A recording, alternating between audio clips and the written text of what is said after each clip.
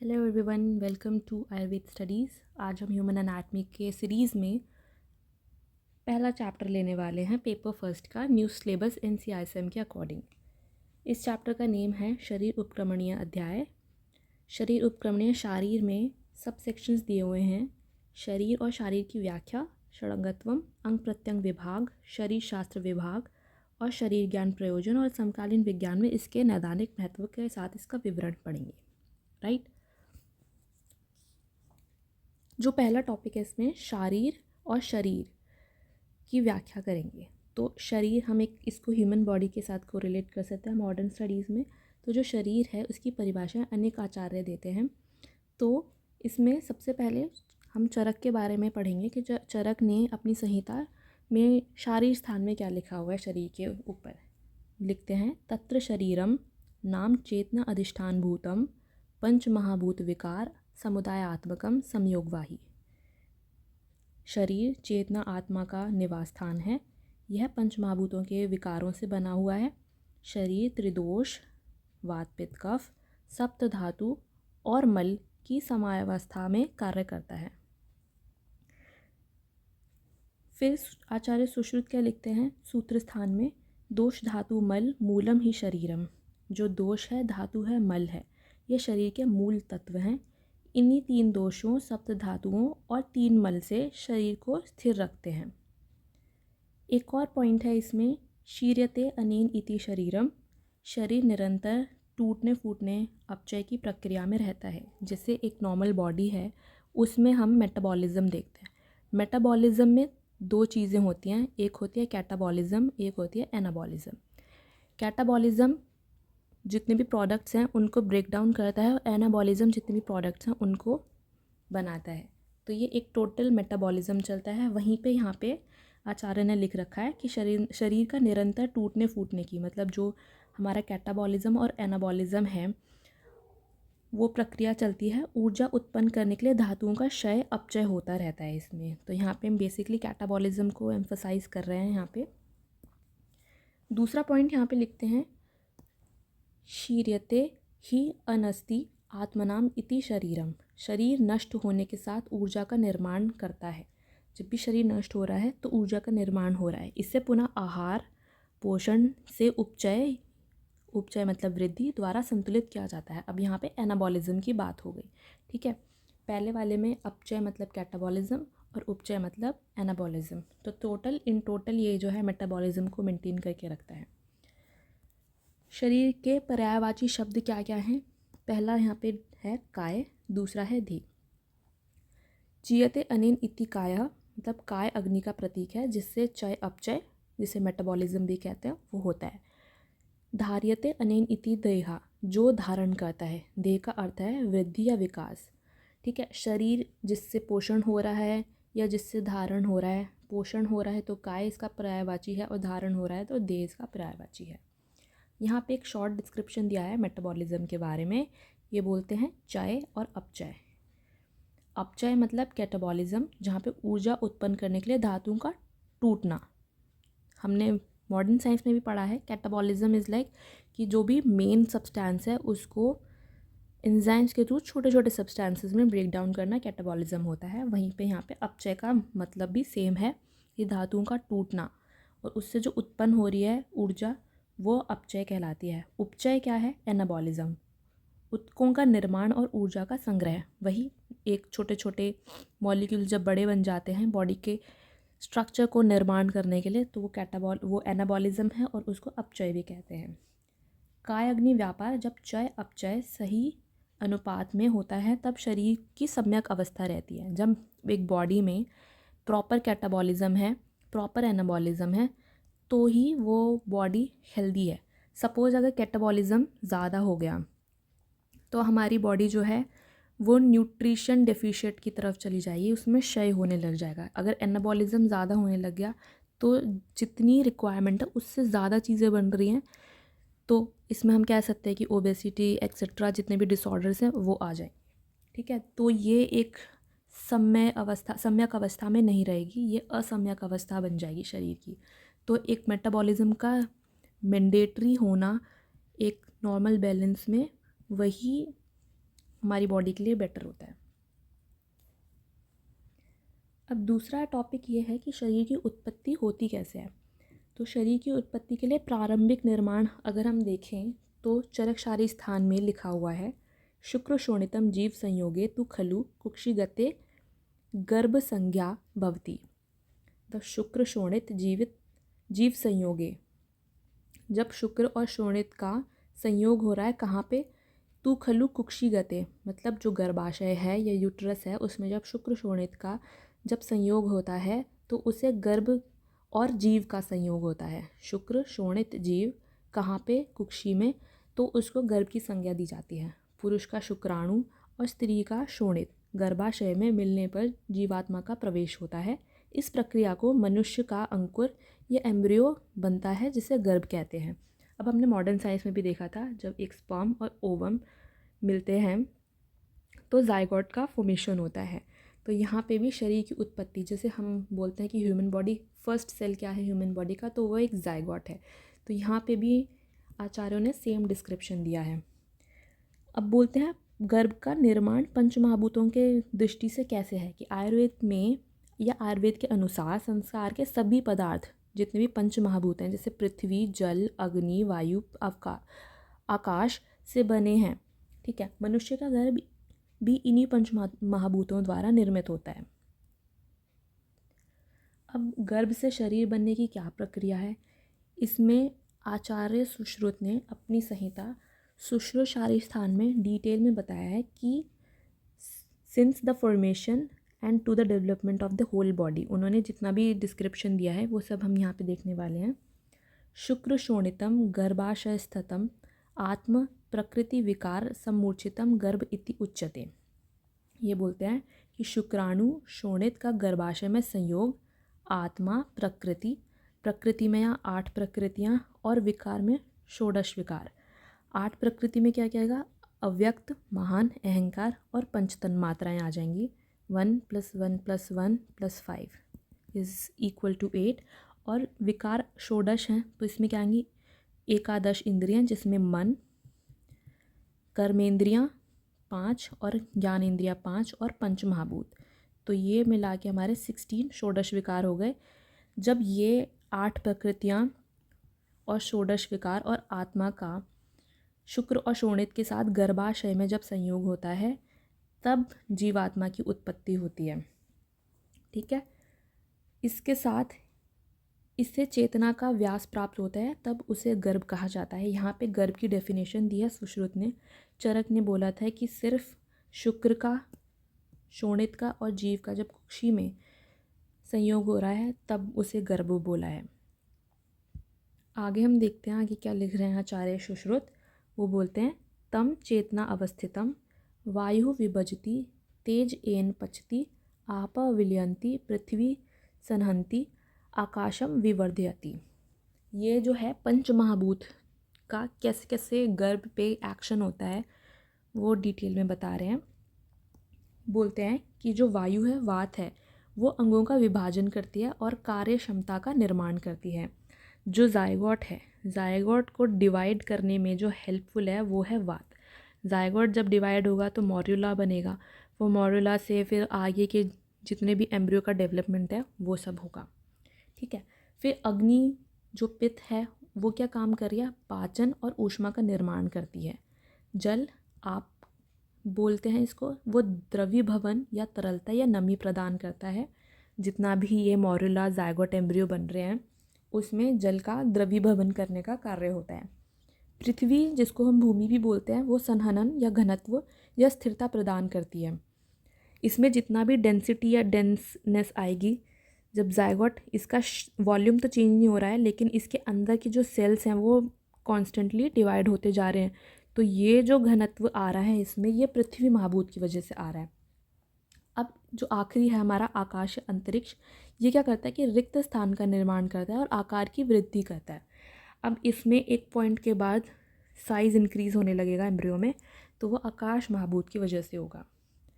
अब गर्भ शरीर में जो परिवर्तन आ रहा है, गर्भ का शरीर में जो परिवर्तन आ रहा है, गर्भ से जो शरीर में बन रहा है वो पंचमहाभूतों के प्रभाव से बन रहा है और उसी से अंग प्रत्यंगों का, जैसे हाथ, पैर, जीवा, नाक, कर्ण, नितंब आदि बनते हैं।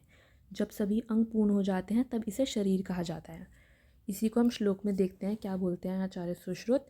वो कहते हैं एवं विवर्धति स यदा हस्तपाद जीवा घ्राण कर्ण नितंबादि भी अंगहि रूपते तदा शरीरम इति संज्ञाम लभते। ठीक है, फिर बोलते हैं तत् षडंग शाखा चतुरः मध्यम पंचम षष्ठम शिरः इति। ये बोलते हैं आगे कि इन्होंने डिवीज़न किया है षडंग शरीर का। जो शरीर है, शरीर के इन्होंने 6 जो है डिवीज़न कर दिए हैं, या 6 भाग कर दिए हैं, या 6 भाग कर दिए हैं। जो शाखाएं हैं वो 4 हैं, 2 हाथ 2 पैर, और जो मध्यम का जो भाग है या मध्य भाग या धड़ है उसको 5वां भाग कह दिया है, और षष्ठा या छठा भाग जो है वो सर को कह दिया है। अंग प्रत्ययों के निर्माण के बाद ही शरीर को पूर्ण रूप से शरीर कहा जाता है, ये सुश्रुत ने बोल दिया था। अब आधुनिक मत से अगर हम देखें तो हमारे पास कुछ कुछ ऐसा ही डिवीज़न है ट्रंक का, प्रिंसिपल मास और ऑर्गेनाइजेशन, राइट। शारीर, अब हमने शरीर की व्याख्या देख ली थी, अब हम शारीर की व्याख्या देखेंगे। इसमें एक मात्रा एक्स्ट्रा है। इसमें क्या है, जैसे हमने शरीर को जो है हमने ह्यूमन बॉडी से कोरिलेट किया था। अब इसको पढ़ने वाला जो भी सब्जेक्ट होगा, ह्यूमन हमारा एक सब्जेक्ट, इसको पढ़ने के लिए जो हमें एक पर्टिकुलर सब्जेक्ट बनाना पड़ेगा वो होगा हमारा शारीर। जैसे हम मॉडर्न में ह्यूमन को पढ़ने के लिए एनाटमी और फिजियोलॉजी एक सब्जेक्ट का निर्माण किया है, ऐसे ही हम आयुर्वेद में शरीर को पढ़ने के लिए शारीर का यूज़ करेंगे। ठीक है, तो शारीर का यहाँ पे क्या अर्थ है और उसका क्या महत्व है। आचार्य चरक अपने शारीर स्थान में लिखते हैं, शरीरम चिंत्यते सर्वम देव मानुष्य संपदा सर्वभावै यतः तस्मात् शारीरम स्थानम उच्यते।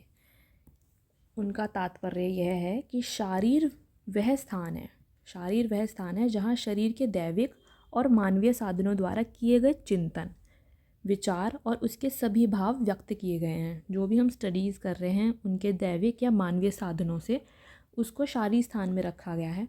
शारीर का उद्देश्य शरीर का समग्र अध्ययन एवं विश्लेषण करना है, मतलब डिटेल स्टडी करना शारीर स्थान का उद्देश्य है। वहीं पर अष्टांग हृदय में शारीर स्थान में वाग्भट जी लिखते हैं, इत्यत्र जन्म मरणम यत् सम्यक उदाहरतम। शारीर वह स्थान है जहाँ मानव शरीर के जन्म मरण का विस्तार से वर्णन किया गया है। यह जीवन चक्र का अध्ययन और समझ प्रदान करता है। अब शारीर का क्या स्वरूप है। शारीर का स्वरूप डल्हन लिखते हैं। डल्हन एक टीका होती है, तो डल्हन ने लिखा है, शारीरिक भावम अधिकृतम कृतो अध्यायम शारीरः।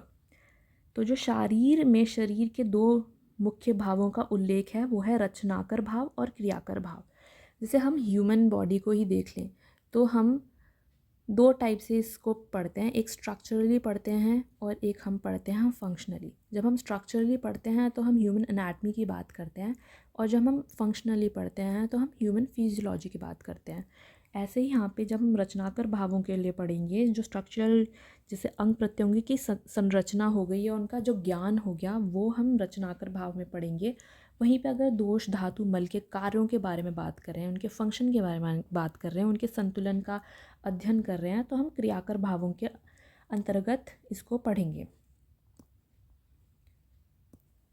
लिखा हुआ है, शरीरम अधिकृत कृतो ग्रंथ शारीरा।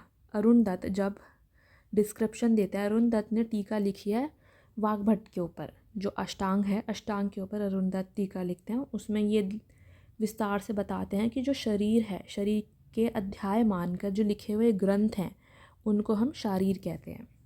अब इसका उद्देश्य क्या है, शारीर का उद्देश्य क्या है और उसका विभाजन किस किस टाइप से किया गया है। तो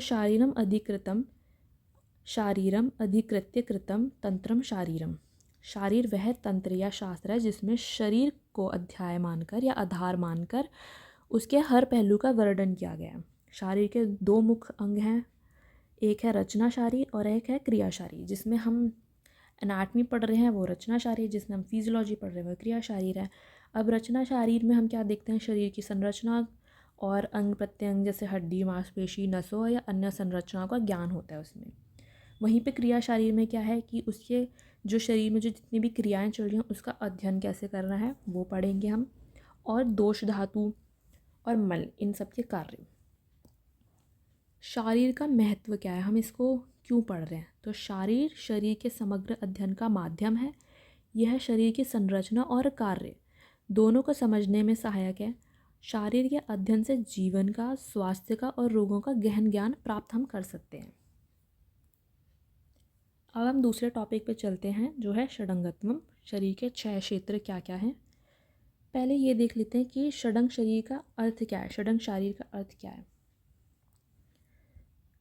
मानव शरीर के अध्ययन के लिए इसे 6 मुख्य भागों में या अंगों में विभाजित किया गया है। हमने 6 डिवीज़न ले लिया है ह्यूमन बॉडी के। अब उनको कैसे पढ़ रहे हैं? आयुर्वेदिक ग्रंथों में इस विभाजन को षडंग कहा गया है। यह विभाजन शरीर के संरचना और क्रिया को समझने के लिए उपयोगी है। इसमें जो हमने 6 डिवीज़न किए हैं वो कुछ इस प्रकार हैं। दक्षिण ऊर्ध्व शाखा, जिसको हम राइट अपर एक्सट्रीमिटी कहते हैं। वाम ऊर्ध्व शाखा, लेफ्ट अपर एक्सट्रीमिटी। दक्षिण अधः शाखा, लोअर राइट एक्सट्रीमिटी। वाम अधः शाखा, लेफ्ट लोअर एक्सट्रीमिटी। अंतरादि या मध्य शरीर, जिसको ट्रंक बोलते हैं या धड़ बोलते हैं। और शिर और ग्रीवा, हेड और नेक। सो ये एक बेसिक रिप्रेजेंटेशन है। ये वाला हो गया हमारा शिर और ग्रीवा वाली एरिया। ये हो गया हमारा अंतरादि। ये वाला वाम और दक्षिण अधः शाखा, और ये जो 2 बचे वो वाम और दक्षिण ऊर्ध्व शाखा। ग्रंथों में उल्लेख क्या क्या मिलता है? आचार्य सुश्रुत, चरक और वाग्भट के अनुसार आचार्य सुश्रुत कहते हैं, तत्वपयायी शाखा चतुरस्थ मध्यम पंचम षष्ठम शरीर शिर इति। यहाँ शरीर के 6 भागों में विभाजित किया गया है। 4 शाखाएं, मध्य शरीर और सिर। वहीं चरक बोलते हैं शारीर स्थान में, द्वौ बाहु द्वै सक्तिनी शिरोग्रीवम अंतरादि इति षडंगम।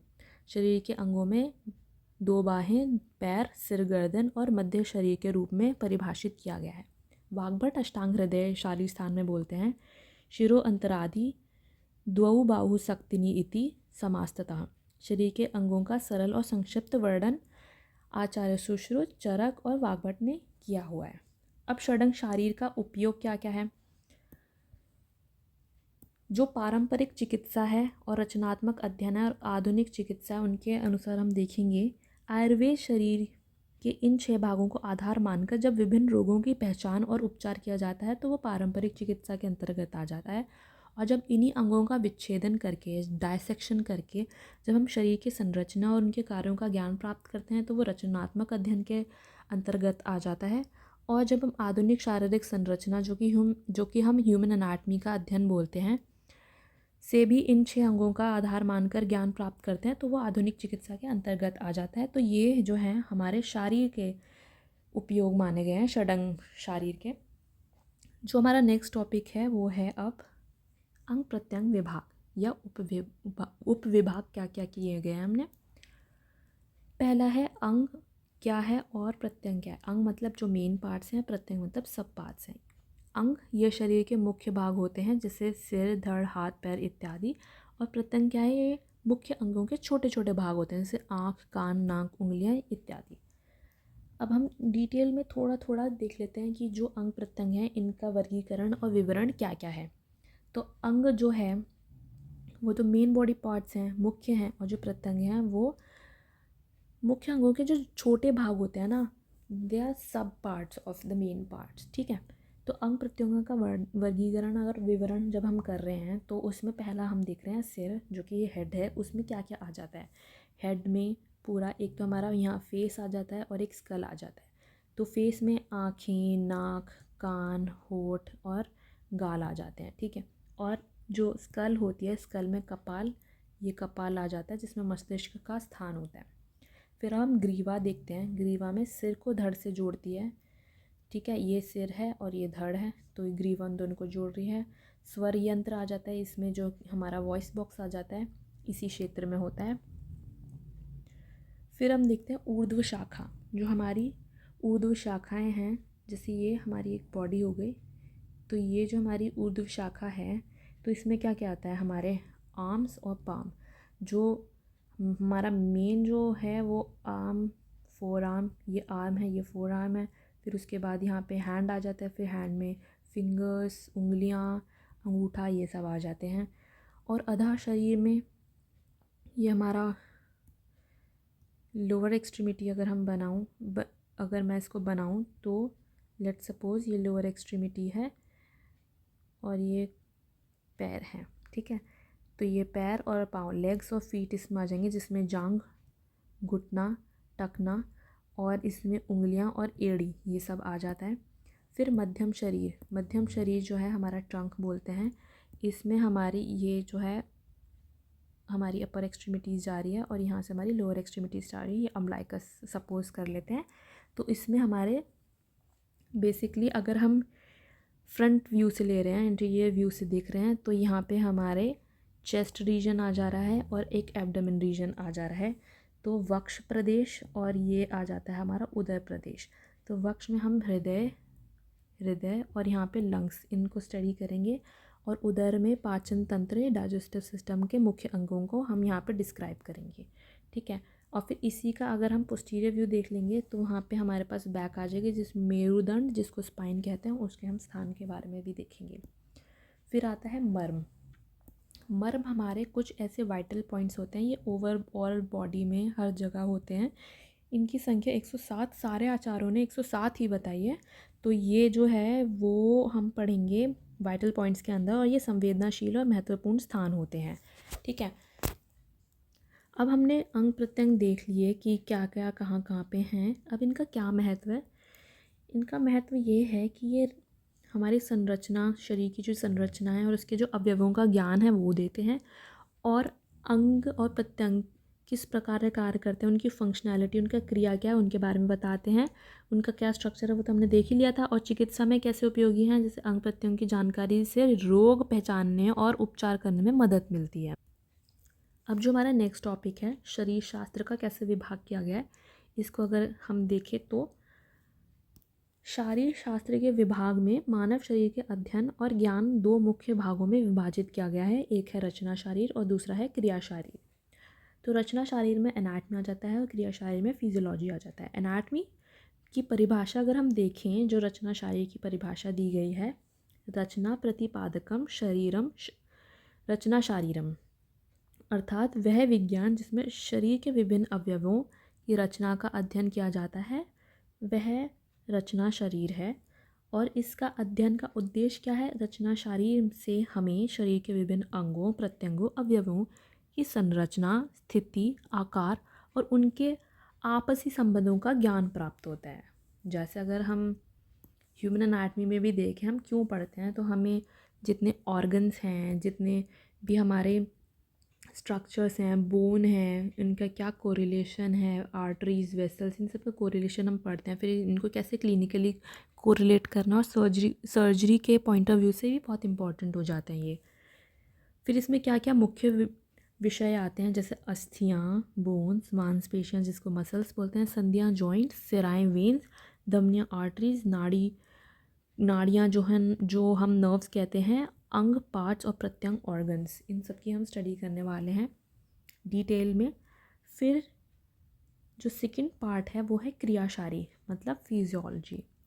तो फिजियोलॉजी में अगर हम परिभाषा देखें तो क्या बोलते हैं, क्रिया प्रतिपादकम शारीरम क्रिया शारीरम, अर्थात वह विज्ञान जिसमें शरीर के अवयवों की क्रिया का अध्ययन किया जाता है।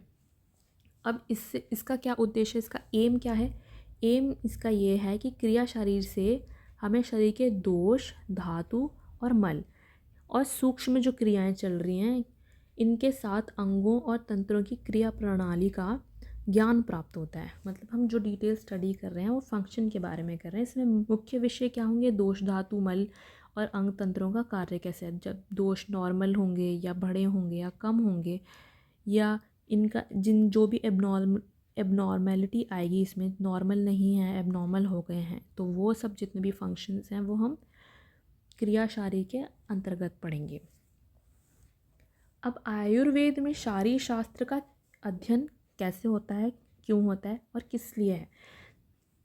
तो आयुर्वेद जो है उसमें संहिताओं में शरीर के ज्ञान को शारीर स्थान के अंदर वर्णित किया गया है। अलग अलग आचार्य अलग अलग लिखते हैं। जैसे सुश्रुत संहिता की विशेषता है, अगर हम कभी भी शारीर स्थान या शारीर शास्त्र का अध्ययन करेंगे तो सबसे जो श्रेष्ठ माना जाता है वो सुश्रुत संहिता माना जाता है। जैसे अगर हम ह्यूमन एनाटमी पढ़ते हैं तो एनाटमी की सबसे अच्छी बुक कौन सी मानी जाती है? ग्रेज एनाटमी मानी जाती है, राइट। ऐसे ही अगर हम शारीर स्थान आयुर्वेद में देखें तो सुश्रुत संहिता का सबसे बेस्ट माना जाता है। यहाँ पे लिखा भी हुआ है शारीरे सुश्रुतः श्रेष्ठा, ठीक है। सुश्रुत संहिता शारीर शास्त्र का सबसे महत्वपूर्ण वैज्ञानिक ग्रंथ है। इससे शारीर विषयक ग्रंथों में सर्वोच्च माना जाता है या माना गया है। अब सुश्रुत संहिता के शारीर स्थान के 10 अध्याय हैं। ये सब एक बार आप रीड कर लेना। इसमें क्या क्या डिस्क्रिप्शन है, इसका क्या मॉडर्न कोरिलेशन है वो हम देखेंगे। अब हमारे पास अलग अलग आचार्यों ने अलग अलग दिया। जैसे चरक संहिता में जो शारीर स्थान है उसमें 8 अध्याय हुए हैं, 8 अध्याय वर्णित किए हुए हैं। ये 1 से लेकर 8 हैं। ये जब जैसे जैसे आप इन सारे संहिताओं को पढ़ोगे तो आपको ये नाम अपने आप याद हो जाएंगे। ऐसे ही वाग्भट ने अष्टांग संग्रह में 12 अध्याय लिखे हैं और वाग्भट ने अष्टांग हृदय में 6 अध्याय लिखे हुए हैं। यहाँ पे संग्रह में 12 हैं और हृदय में 6 हैं। और वहाँ पे ही काश्यप संहिता में महर्षि वात्स्यय ने 8 लिखे हैं, जिसमें से अभी सिर्फ हमें 4 उपलब्ध हैं, बाकी 4 जो हैं वो कहीं लुप्त हो गए। अब आगे देखते हैं कि चरक और वाग्भट ने शारीर के विभिन्न पहलुओं जैसे गर्भ, मर्म, विकृति और अंग संरचना का विस्तृत अध्ययन किया हुआ है। और काश्यप संहिता में अधिकृत अध्याय जो है गर्भ शारीर से विश्लेषण पर केंद्रित हैं। मतलब जो मेन फोकस काश्यप संहिता ने किया है वो गर्भ और शरीर पे किया है, और चरक और वाग्भट ने हर चीज़ें ली हैं, जैसे गर्भ लिया है, मर्म लिया है, विकृति और अंग संरचना सब लिया हुआ है। यह विभाजन आयुर्वेदिक शारीर शास्त्र के व्यवस्थित और वैज्ञानिक दृष्टिकोण को दर्शाता है कि वो कितने ज़्यादा ऑर्गेनाइज थे और कितने ज़्यादा साइंटिफिक थे, उसको ये डिपिक्ट करता है। वहीं पे अगर हम आयुर्वेदीय और आधुनिक मतों का समन्वय देखें तो मतलब इनका कोरिलेशन देखें तो क्या रहता है। सुश्रुत का हमने यहाँ पे एक आइडियलाइजेशन किया है। जैसे सुश्रुत के जो चैप्टर के नेम लिखे हैं सर्वभूत चिंता शारीरम, तो वो हिस्टोलॉजी को बताता है कि ऊतकों का अध्ययन कैसे करते हैं। फिर शुक्र शोणित शुद्धि शारीरम में क्या है, physiology of the reproductive system. फिर गर्भ अवक्रांति शारीरम में एम्ब्रियोलॉजी या भ्रूण विज्ञान के बारे में बताया गया है। गर्भ व्याकरण शारीरम में एम्ब्रियोलॉजी के ही बारे में बताया गया है। शरीर संख्या व्याकरण शारीरम में anatomy of the human body, जिससे ऑस्टियोलॉजी, मायोलॉजी, आर्थोलॉजी और डायसेक्शन के बारे में, बोन की स्टडीज़, मसल्स की स्टडी और जॉइंट्स की स्टडीज़ के बारे में बताया गया है। प्रत्येक मर्म निर्देश शारीरम, ये इंपॉर्टेंट चैप्टर है काफ़ी। इसमें जितने भी वाइटल पॉइंट्स हैं बॉडी के उसके बारे में, जो मेन पॉइंट है सर्जिकल पॉइंट ऑफ व्यू से, उसके बारे में डिस्क्रिप्शन है। फिर सिरा वर्णन विभक्त शारीरम, जो anatomy of veins and their branches हैं वो इस अध्याय के अंदर हैं। सिरा व्यद्य विधि शारीरम, जो वेनी सेक्शन है इनका जब हम डायसेक्शन करेंगे या वेनी सेक्शन की जितनी भी टेक्निक हैं वो सिरा व्यद्य में आ जाती हैं। धमनी व्याकरण शारीरम में एंजियोलॉजी, जो धमनियाँ और वाहिकाओं का अध्ययन है वो धमनी व्याकरण शारीरम में आ जाती हैं। और मिड वाइफरी और पीडियाट्रिक्स, जो प्रसव और बाल चिकित्सा है वो गर्भिणी व्याकरण शारीरम के अंतर्गत आ जाता है। अब हम देखेंगे टॉपिक 5 जो है शरीर ज्ञान प्रयोजन और समकालीन विज्ञान में इसके नैदानिक महत्व के साथ इसका विवरण। तो शरीर का जो भी ज्ञान है उसका उद्देश्य क्या है। तो शरीर की संरचना की समझ के लिए जितने भी शरीर के विभिन्न अंगों की संरचना है उनकी स्थिति का अध्ययन शरीर विज्ञान के अंतर्गत आता है। हमें शरीर के अंगों जैसे दिल, गुर्दे, मस्तिष्क, हड्डियाँ, मांसपेशी आदि की स्थिति और संगठन के बारे में जानकारी देता है। वहीं पे शारीरिक कार्यों की समझ, जो भी फिजियोलॉजी है, यहाँ पे हम एनाटमी समझ लिए, यहाँ पे हम शारीरिक में जो भी कार्य हैं उनकी फिजियोलॉजी उनको समझेंगे। यह शरीर के अंगों, तंत्रों और कार्यों का अध्ययन है। ये समझने में मदद करता है और अंग कैसे काम करता है, जैसे हृदय का धड़कना, रक्त का संचार, श्वसन और पाचन आदि। वहीं पर शरीर के तंत्रों के बारे में हम देखेंगे, जैसे शरीर में विभिन्न तंत्र होते हैं जैसे स्नायु तंत्र, नर्वस सिस्टम, पाचन तंत्र, डाइजेस्टिव सिस्टम, रक्त परिसंचरण सर्कुलेटरी सिस्टम और श्वसन तंत्र रेस्पिरेटरी सिस्टम, राइट। और प्रत्येक तंत्र एक विशेष कार्य है जो शरीर को सही तरीके से काम करने में मदद करता है। अब समकालीन विज्ञान में शरीर ज्ञान का क्या महत्व है? कंटेम्प्रेरी साइंस में शरीर ज्ञान कैसे हम देखते हैं, नई चिकित्सा पद्धति में उपयोग क्या क्या रहा है हमारे आयुर्वेदिक में शारीर ज्ञान का। समकालीन विज्ञान में शरीर के अध्ययन से नई नई चिकित्सा व्याधियाँ जैसे जैव चिकित्सा जिसको बायोमेडिसिन कहते हैं, नैनो चिकित्सा नैनो मेडिसिन, सेल चिकित्सा सेल थेरेपी की खोज की गई है। शरीर के अंगों की संरचना और उनके कार्यों को समझने से नई उपचार पद्धतियाँ विकसित होती हैं जो रोगों को बेहतर तरीके से इलाज करती हैं। शरीर के तंत्रों का अध्ययन कर रहे हैं हम, तो उसमें क्या कर रहे हैं, शरीर के विभिन्न तंत्रों के बारे में गहरी जानकारी से चिकित्सकों के रोगों का सही निदान करने में मदद मिलती है। चिकित्सकों को रोगों का सही निदान करने में मदद मिलती है। जैसे अगर किसी व्यक्ति को सांस लेने में समस्या है तो श्वसन तंत्र का अध्ययन किया जाता है। रक्त संचार में गड़बड़ी के कारण हृदय रोग हो सकते हैं, ये तो सबको ही पता है। इसके लिए रक्त परिसंचरण तंत्र का अध्ययन किया जाता है, ठीक है। वहीं पे अगर हम शारीरिक विज्ञान का नैदानिक महत्व देखें, अगर क्लिनिकल इंपॉर्टेंस देखें एनाटमी और फिजियोलॉजी का, तो रोग निदान जो है शरीर की संरचना और उसके कार्यों के बारे में जानकारी से डॉक्टर रोगों का सही निदान कर सकते हैं। उदाहरण के तौर पर दिल में समस्या हो तो शरीर के रक्त परिसंचरण तंत्र का अध्ययन किया जा सकता है। और अगर चिकित्सा उपचार के पॉइंट ऑफ व्यू से अगर हम दृष्टिकोण से अगर हम देखें तो चिकित्सा उपचार के दौरान शरीर के अंगों के कार्यों को ध्यान में रखकर उपचार किया जाता है, ठीक है। जैसे सर्जरी के दौरान शरीर के अंगों की संरचना की जानकारी बहुत महत्वपूर्ण है और नया उपचार विकसित करना भी इसमें एक पॉइंट हो सकता है। जैसे शारीरिक विज्ञान में नए शोधों के माध्यम से नई उपचार व्याधियाँ विकसित की जाती हैं, जैसे स्टेम सेल थेरेपी हो गई, जीन थेरेपी हो गई। इन सब का विकास शरीर के अंगों और तंत्रों के अध्ययन से हुआ है। तो यहाँ से आप थोड़ा मोटिवेशन ले सकते हैं। अगर आप एनाटमी अच्छे से पढ़ेंगे तो आप आगे जो फ्यूचरिस्टिक जितने भी अगर रिसर्च में जाना चाहें तो वहाँ पे आपकी काफ़ी स्कोप है, राइट। अगर हम आगे इसमें और देखते हैं कि क्या क्या इंपॉर्टेंट टॉपिक्स बचे हुए हैं इसमें, तो सुश्रुत संहिता में शव संरक्षण और शव छेदन के बारे में काफ़ी डिटेल में बताया गया है। क्या है शव संरक्षण और शव छेदन? मतलब जब हमें डाइसेक्शन करना होता है तो हमें बॉडी को प्रिजर्व करना है, और बॉडी का डाइसेक्शन कैसे करना है वो सुश्रुत संहिता में काफ़ी डिटेल में बताया है।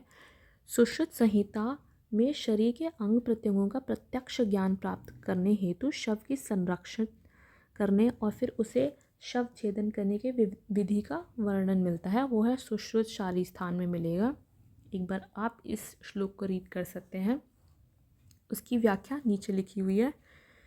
लिखते हैं, तस्मात् समः गत्राणाम अविशोपहतम दीर्घव्याधि पीड़ितम अवर्षशितकम निसृष्टांत्र पुरुषम।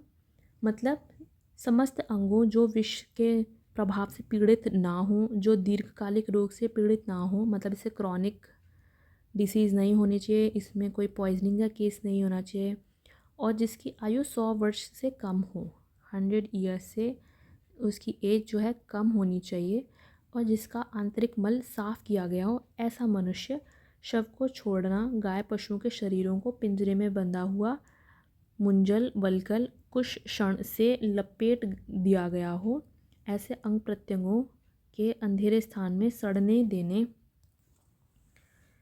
या अच्छे से सड़कर तैयार हुआ निकाला हुआ फिर शव को 7 दिन बाद विभिन्न वस्तुओं जैसे उशीर, बाल, वेणु, वल्कल से तैयार किए गए उपकरणों से धीरे धीरे खुरचते हुए घिसना, त्वचा आदि सभी बाह्य आंतरिक अंगों को या अंगों के विशेष भागों को जैसे बताया गया वैसे आँखों से देखना।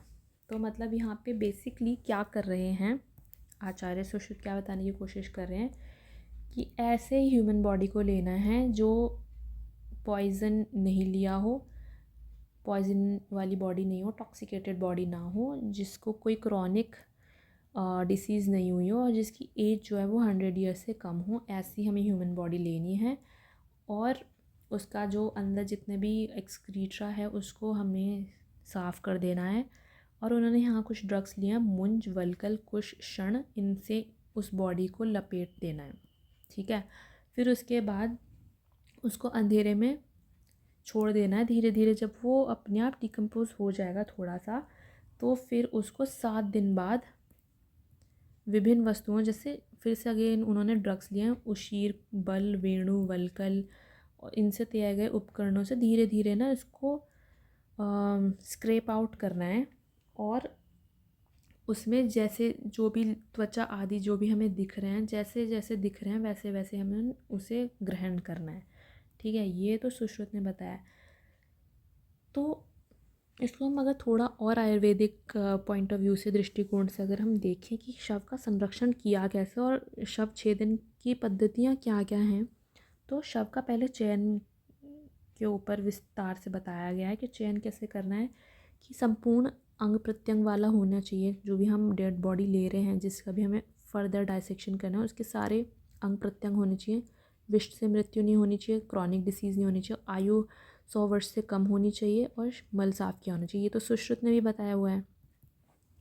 अब इसका संरक्षण कैसे करना है? शव को तेज बहाव वाली नदी में नहीं बल्कि शांत जल में रखना है। मतलब ऐसे जल में रखना है जहाँ पे फ्लो ज़्यादा ना हो। शव को पिंजरे में बंद करके नदी में डालें। मतलब इसको उस नदी में डालना है जहाँ पे फ्लो नहीं हो और उसको पिंजरे में डालना है, नहीं तो उसको कोई भी एक्वेटिक एनिमल आके खा ना जाए, इसलिए ऐसे किया है। फिर उनको मुंज, वल्कल, कुश और सन से अंग प्रत्यंगों में लपेट दें। ठीक है, और शव को अंधेरे स्थान में सड़ने के लिए छोड़ दें। एक थोड़ा डार्क एरिया होना चाहिए। फिर अब इसका छेदन प्रक्रिया बताइए। हाँ, तो इसको प्रिजर्व कर दिया, कैसे इसको प्रिजर्व कैसे करेंगे। अब यहाँ पे इसकी डाइसेक्शन के बारे में बात करेंगे। ठीक है, डाइसेक्शन में बोलते हैं कि 7 दिन बाद शव को नदी से बाहर निकाल लेंगे, पिंजरे और आवरण को हटा देंगे, जो हमने कोटिंग की थी जितने भी मेडिसिनल ड्रग्स थे उनके साथ, उसको हटाना है, पिंजरे को हटा देना है, मेडिसिनल कोटिंग को हटा देना है। फिर उशीन, बल, वेणु या वल्कल से बनी कैंची से धीरे धीरे त्वचा को हटाएं। जैसे हमारी बॉडी है उसमें बहुत सारी लेयर्स होती हैं, जैसे स्किन है, एपिडर्मिस है, डर्मिस है, फिर उसके नीचे फैट टिश्यू, फिर मसल्स आती हैं। तो ऐसे धीरे धीरे करके इन सारी लेयर्स को हटाना है और बाहरी से आंतरिक अंगों का निरीक्षण करना है। जैसे है वैसे ही उसको हमें धारण करना है। इसमें महत्वपूर्ण बिंदु क्या बोली गई है? आचार्य सुश्रुत ने सूक्ष्म संरचनाओं को देखने के लिए ज्ञान चक्षु, गुरु या आचार्य के ज्ञान या आधुनिक उपकरण जैसे माइक्रोस्कोप के उपयोग का बल दिया हुआ है। ठीक है, फिर आधुनिक समय में शव संरक्षण और मृत शरीर का शोधन, ये तो हमने पढ़ लिया आयुर्वेदिक की पद्धति से कैसे करते हैं। अब आधुनिक पद्धति से हम ह्यूमन प्रिजर्वेशन और जो डेड बॉडी प्रिजर्वेशन है वो कैसे करेंगे और उसका शोधन कैसे करेंगे। तो आधुनिक चिकित्सा विज्ञान में शव संरक्षण और शव के अंगों का शोधन का एक महत्वपूर्ण प्रक्रिया बताई गई है या बन चुकी है। सुश्रुत संहिता में जो शव संरक्षण की पद्धतियाँ बताई गई थी उनमें अब विज्ञान की प्रगति के कारण बदलाव आ गया है। अब हमें शव के संरक्षण के लिए किसी नदी की आवश्यकता नहीं है, बल्कि आधुनिक तरीके से और रसायनों के उपयोग से, जितने भी केमिकल्स हैं उनके उपयोग से अब किया जाता है सबका संरक्षण। आधुनिक शव संरक्षण की प्रतिक्रिया में या प्रक्रिया में क्या क्या हम करने वाले हैं। पहला पॉइंट है संरक्षण से पूर्व शव की परीक्षा और सावधानियां, जितने भी पूर्व कर्म हैं वो हम कर लेंगे। मृत्यु के समय से 30 घंटे तक शव में परिवर्तन नहीं होते, ये पॉइंट है। शीतकाल में जब आप 3rd ईयर में या फाइनल प्रॉफ में, अच्छा अब तो सेकंड प्रॉफ, तो सेकंड प्रॉफ में जब आप फोरेंसिक मेडिसिन पढ़ेंगे तब उसमें आपको पता चलेगा कि किसी भी ह्यूमन की जब डेथ हो जाती है तो उसमें क्या क्या चेंजेस आते हैं। तो उसमें यही बताया गया कि मृत्यु के समय में 30 घंटे तक शव में परिवर्तन होता ही नहीं है, और शीतकाल में मृत शरीर में लगभग 30 घंटों तक कोई दूषित परिवर्तन होते ही नहीं है। और ग्रीष्मकाल में शव पे बर्फ़ लगानी चाहिए ताकि शव में 24 घंटे तक कोई परिवर्तन ना हो। अब ऐसा क्यों है कि जब कोई बॉडी मर जाती है तो उसको डिकम्पोज करने के लिए जितने भी माइक्रो ऑर्गेनिज्म चाहिए होते हैं उनको एक अप्रोप्रिएट टेम्परेचर चाहिए होता है। तो जब विंटर्स होंगे तो वो एप्रोप्रिएट टेम्परेचर होगा ही नहीं, तो इसलिए जो डिकम्पोजिशन का टाइम है वो बढ़ जाता है। वहीं पे अगर हम ग्रीष्मकाल जो कि हमारा समर एरिया के आसपास देखें तो वहाँ पे जो है टेम्परेचर ऑलरेडी हमारा काफ़ी बढ़ा होता है, तो माइक्रोब्स को जो है अच्छा इन्वायरमेंट मिल जाता है, तो डिकम्पोजिशन जो है वो फास्ट हो जाती है। ठीक है, इसलिए यहाँ पे लिखा हुआ है कि विकृति 24 घंटे में ना आए, इसलिए हम क्या करेंगे, टेम्परेचर को कंट्रोल करेंगे। और कैसे करेंगे, हम कोई भी आइस या बर्फ़ लगा देते हैं शव के आसपास, ताकि उसका डिकम्पोजिशन का जो टाइम है वो हम कम कर पाएँ। ठीक है, पूर्ण अंग प्रत्यंग होने चाहिए। ये जब हम पूर्व कर्म देख रहे हैं तो पूर्ण अंग प्रत्यंगों से पूर्ण होना चाहिए, तभी हम प्रॉपर डायसेक्शन कर पाएंगे एक एक बॉडी पार्ट का, एक एक ऑर्गन का। फिर आता है कि अंग प्रत्यंग कटे फटे नहीं होने चाहिए, नॉर्मल होंगे तो हम अच्छे से सीख पाएंगे। और भी से दीर्घकालीन व्याधि से मृत्यु नहीं होनी चाहिए, संक्रामक रोगों से पीड़ित नहीं होना चाहिए। अगर कोई कोविड-19 का अगर हम बॉडी उठा के ले आएंगे तो ऑब्वियसली वहाँ से जितने भी वायरसेस होंगे वो आपको भी इन्फेक्ट कर सकते हैं, तो इसलिए कोई भी कम्युनिकेबल डिसीज़ वाला पेशेंट नहीं होना, कम्युनिकेबल डिसीज़ वाला कोई भी कैडेवर नहीं होना चाहिए। विष से मृत्यु ना हुई हो, पॉइजनेटेड नहीं होना चाहिए। पोस्टमार्टम में निकला गया शव ना हो, जो पोस्टमार्टम से निकाला गया शव है वो नहीं होना चाहिए, क्योंकि जब आप सेकंड प्रॉफ में जाएंगे पोस्टमार्टम की विजिट्स होंगी तो उसमें आप देखेंगे कि जो कैडेवर होता है, जो डेड बॉडी होती है, उसको पूरा खोल दिया जाता है, तो उसमें जितने भी आप नॉर्मल स्ट्रक्चर्स हो वो वहाँ पे डैमेज हो जाते हैं उस प्रोसेस में, तो वहाँ पे आप प्रॉपर आप नहीं देख पाओगे। तो आयु लगभग 55 से 60 वर्ष से अधिक नहीं होनी चाहिए, क्योंकि ओल्ड एज में काफ़ी कुछ एट्रोफिड चीज़ें देखने को मिलती हैं, जैसे ब्रेन की एट्रोफी होना शुरू हो जाती है। अगर हम आइज़ में देखें तो कैटरेक्ट डेवलप होना शुरू हो जाता है, तो नॉर्मल स्ट्रक्चर आप नहीं पढ़ पाओगे। इसीलिए वृद्ध शरीर हम नहीं लेते हैं, थोड़ा यंग शरीर ही होता है जो कैडेवर होता है। फिर देखते हैं संरक्षण द्रव्य क्या क्या है, प्रिजर्वेटिव फ्लूइड्स क्या क्या हम देते हैं। शव को संरक्षित करने के लिए विशेष रासायनिक द्रव्य तैयार किए जाते हैं। यह द्रव्य शव को सड़ने से रोकते हैं, शरीर की संरचनाओं को बचाए रखते हैं। एक सामान्य संरक्षण द्रव्य का मिश्रण कुछ इस टाइप से होता है। जब ये सब होगा एक बॉक्स में, तभी हम इसमें बॉडी डाल के कैडेवर को बना सकते हैं। कार्बोलिक एसिड 1 लीटर होना चाहिए, formalin 4 litre, glycerin 2 litre, spirit या अल्कोहल 3 लीटर, टर्पेंटिन ऑयल जो है 30 ml होना चाहिए, और वाटर 3 लीटर। जब इनका एक अप्रोप्रिएट कंपोजिशन बन जाएगा तब हम इसको प्रिजर्वेटिव फ्लूइड बोल सकते हैं, किसके लिए, शव को संरक्षित रखने के लिए। इन सभी रासायनिक तत्वों को मिलाकर शव को संरक्षण के लिए द्रव्य तैयार किया जाता है। ठीक है, अब इसका रंजक द्रव्य जो स्टेनिंग फ्लूइड है वो कौन सा है, शव के अंगों की संरचना को स्पष्ट रूप से देखने के लिए, उनके विभिन्न अंगों को अलग अलग करने के लिए एक रंजक द्रव्य का प्रयोग किया जाता है। यह द्रव्य अंगों के रचनात्मक संरचनाओं को विशिष्ट रंग प्रदान करता है, जिससे अनिरीक्षित किया जा सकता है। और रंजक द्रव्यों का मिश्रण इस प्रकार से होता है। तो इसमें लेड पड़ा होगा, रेड लेड, और वाटर होगा। रेड लेड 200 मिलीग्राम होगा और जो वाटर होगा वो 2 लीटर होगा। अब इसमें संरक्षण की विधि क्या बताई गई है, जो भी प्रिजर्वेशन है डेड बॉडी का वो कैसे करेंगे। जो मृत शरीर है उसको संरक्षण करने के लिए शव छेदन कक्ष में विशेष तकनीकों का पालन किया जाता है। ठीक है, यह प्रक्रिया शव के अंगों को सड़ने से बचाने और उनके अध्ययन के लिए संरक्षित करने में सहायक होती है। और निम्नलिखित जो भी बिंदुएं हैं यहाँ पे और जितनी भी सावधानियाँ वो हम यहाँ पे पढ़ने वाले हैं। संरक्षण की प्रक्रिया क्या है, शव की स्थिति, शव को छेदन या शव छेदन कक्ष में शव छेदन मेज होनी चाहिए, उस पर उत्तान स्थिति में सुपाइन पोजीशन में शव को रखा जाता है। फिर क्या है, इंसाइज हम करेंगे, इंसीजन एक कट देंगे हम, तो उसमें क्या है, शव के दक्षिण राइट या वाम लेफ्ट भाग में इंटीरियर सुपीरियर इलियाक स्पाइन और प्यूबिक ट्यूबरकल के बीच में इंग्वाइनल लिगामेंट होता है। ठीक है, हमारी बॉडी कुछ ऐसे है, यहाँ अम्बलाइकस है, ये है एंटीरियर सुपीरियर इलियक स्पाइन वाला एरिया और यहाँ प्यूबिक सिम्फाइसिस। तो यहाँ इस लाइन के बीच में इंग्वाइनल लिगामेंट होता है, ठीक है, दोनों तरफ, लेफ्ट और राइट, ठीक है। तो इस स्थान से 4 सेंटीमीटर नीचे इंसिजन या कट लगाया जाता है जहाँ पे फिमोरल शीथ है। इस स्थान पे फिमोरल शीथ मिलती है, इसमें फिमोरल आर्टरी और फिमोरल वेन होती है, ठीक है। इसमें क्या कर रहे हैं कि हम प्रिजर्वेटिव फ्लूइड डालेंगे शव के प्रिजर्वेशन के लिए। फेमोरल आर्टरी में या लेफ्ट कॉमन कैरोटिड आर्टरी में हम ये प्रिजर्वेटिव फ्लूइड डालेंगे जो हमने ऊपर प्रिपेयर किया था। फेमोरल आर्टरी में प्रिजर्वेटिव फ्लूइड प्रविष्ट किया जाता है जिससे मृत शरीर का प्रिजर्वेशन किया जा सके। या लेफ्ट कॉमन कैरोटिड आर्टरी में भी ये फ्लूइड डाला जा सकता है।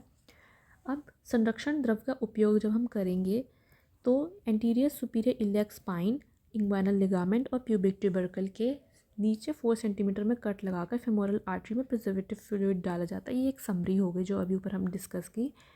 या फिर आर्क ऑफ अयोटा और ब्रेकियोसेफेलिक आर्टरी से भी लेफ्ट कॉमन कैरोटिड आर्टरी के माध्यम से हम प्रिजर्वेशन कर सकते हैं प्रिजर्वेटिव फ्लूइड डाल के। अब इसमें क्या है, संरक्षण करते समय सावधानियाँ क्या क्या हमें लेनी है, प्रिकॉशंस ड्यूरिंग प्रिजर्वेशन क्या क्या है।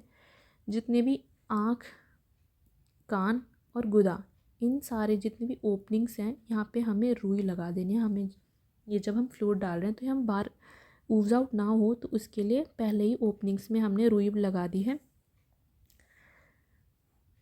ताकि ये बाहर ना आए जितना भी हमारा प्रिजर्वेटिव फ्लूइड है। और फिर कैन्युला की दिशा हम कैसे रखेंगे, जो फेमोरल आर्टरी है, जब हम यहाँ पे फेमोरल आर्टरी है तो हमारा जो कैन्युला होगा वो कैन्युला की दिशा पहले ऊपर की ओर होनी चाहिए और जब लगभग 1 लीटर प्रिजर्वेटिव फ्लूइड शेष रह जाए तो कैन्युला की दिशा नीचे की ओर बदल देनी चाहिए ताकि प्रिजर्वेटिव फ्लूइड पूरे शरीर में अच्छे से चले जाए। जो हमारा ये फ्लूइड भरा हुआ है एक सिरिंज में, तो पहले हमें अपवर्ड पोजीशन रखनी है। जब हमारा पूरी बॉडी में ऊपर की तरफ फ्लूइड चला जाए तो हम इसको नीचे की तरफ कर देंगे ताकि हमारी जो लेग्स वाली एरिया है उसमें भी फ्लूइड प्रॉपर तरीके से चला जाए। फिर है द्रव संरक्षण पहचान कैसे करेंगे हम, आइडेंटिफिकेशन ऑफ प्रिजर्वेशन। जब फॉर्मेलिन की गंध नासिका और कानों में से आने लगे, जो हमारा कैडेवर है उसकी नोज़ से और उसकी ईयर से वो स्मेल आने लगे तो संकेत है कि शव में संरक्षण द्रव्य प्रभावी हो गया है। या फिर ललाट, जो फोरहेड है, जो ये फोरहेड एरिया होता है कैडेवर का, और उंगलियों के अंत्य पर्व के अग्रभाग, जो भी हमारी फिंगर्स हैं, इनका ये वाला जो डिस्टल पार्ट है, head of the distal feelings में आल पिन से या जो ऑल पिन है उससे अगर हम डालें तो प्रिजर्वेटिव फ्लूइड बाहर ऊज आउट होने लगे। यहाँ पे अगर हम ऐसे करके एक छोटा सा पिंच करें ऑल पिन से और वहाँ से ऊज आउट होने लगे फ्लूइड, तो यहाँ पे हमारी प्रिजर्वेशन आइडियल हो चुकी है। अब हम इसको स्टेन करेंगे, रंजन करेंगे। तो संरक्षण प्रक्रिया 7 दिन के बाद धमनी संस्थान को विरंजित करना चाहिए। जब हमने प्रिजर्व कर दिया तो 7 डेज़ के बाद क्या करेंगे हम, कि जो रेड लेड है वो 200 mg वाटर 2 लीटर के साथ मिलाकर रंजक द्रव्य तैयार किया जाता है और शव के अंगों को रंजन किया जाता है। अब हमारी सारी प्रिपरेशन हो गई, अब हम करेंगे डायसेक्शन, उसको शव छेदन बोलते हैं। तो डायसेक्शन और शव छेदन जब हम कर रहे हैं तो संरक्षण और रंजन की जो प्रक्रिया है वो पूरी हो जाती है। तब उसके बाद हम शव छेदन या डायसेक्शन हॉल में, शव छेदन कक्ष में या डायसेक्शन हॉल में शव का शव छेदन कार्य करते हैं। इस प्रक्रिया में शव के अंगों का अध्ययन किया जाता है ताकि चिकित्सा और शल्य चिकित्सा के लिए आवश्यक जानकारी प्राप्त की जा सके।